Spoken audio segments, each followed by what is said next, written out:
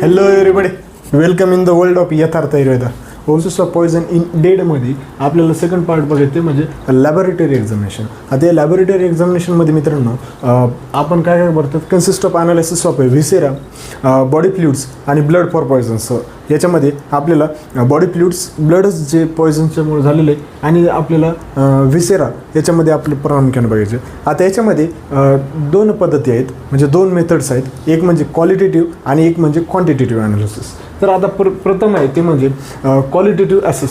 आता या क्वालिटेटिव्ह ॲसेसमध्ये आपल्याला टाईप ऑफ पॉयझन हे माहीत असते, म्हणजे टाईप ऑफ पॉयझन आपल्याला माहीत असते. आता याच्यामध्ये जर समजा बघायचं असेल तर थिन लेअर ऑफ क्रोमॅटोग्राफी हे मोस्टली कॉमन मेथड आहे, आणि तेच आपण ते म्हणजे जास्त कॉस्टली नसते आणि ते स्वस्तामध्ये असते, आणि त्याच्यामुळं ते आपल्याला मिळतं. आता याच्यामध्ये काय असते की याच्यामध्ये म्हणजे जे सबस्टन्स आहेत त्यांना सेपरेट करण्यासाठी ते पॉयझन्स, समजा आता फॉरेन्सिक आणि टॉक्झिकोलॉजीमध्ये खास करून याचा उपयोग होतो. अशा पद्धतीने थिन लेअर क्रोमॅटोग्राफी.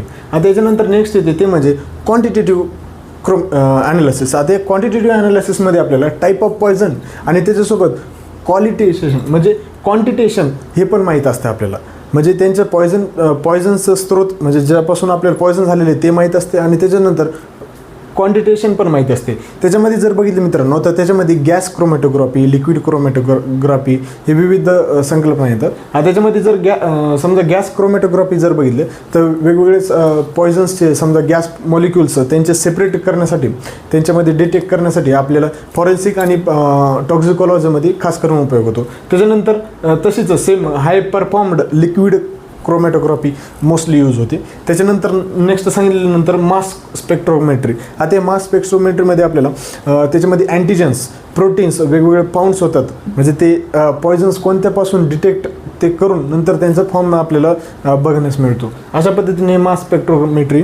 त्याच्यानंतर नेक्स्ट आहे ते म्हणजे रेडिओ इम्युनो ॲसे. आता रेडिओ इम्युनो ॲसे ही एक हायली सेन्सिटिव्ह मेथड आहे, आणि त्याच्यामध्ये आपल्याला रेडिओ आयसोटोप्सचा उपयोग करून पॉयझन्स डिटेक्ट करतो त्यांच्या अँटीबॉडीजनं, आणि नंतर त्यांचे मग ते पॉयझन कशा पद्धतीने आहे ते त्याच्यामध्ये बघता येतात. अशा पद्धतीने ते रेडिओ इम्युनो ॲसे सांगितलं. नंतर ॲटॉमिक ॲब्झॉर्प्शन स्पेक्ट्रोमेट्री हे याच्यामध्ये खास करून मेटॅलिक पॉयझन्स ओळखण्यासाठी याचा उपयोग होतो, जसे की आर्सेनिक आहे, लीड आहे, मर्क्युरी आहे, हे यांचं म्हणजे मेटॅलिक पॉयझन आपल्याला डिटेक्ट करण्यासाठी या ॲटॉमिक ॲब्झॉर्प्शन स्पेक्ट्रोमेट्रीचा उपयोग होतो. त्याच्यानंतर लास्ट आहे ते म्हणजे न्यूट्रॉन ॲक्टिव्हेशन अनालिसिस. आता याच्यामध्ये आपल्याला neutron on the basis of Poisson's त्यांच्यावर अप्लाय करून आपल्याला ते डिटेक्ट करता येतं. अशा पद्धतीने हे सर्व diagnosis in poison in living and तर थँक्यू व्हेरी मच.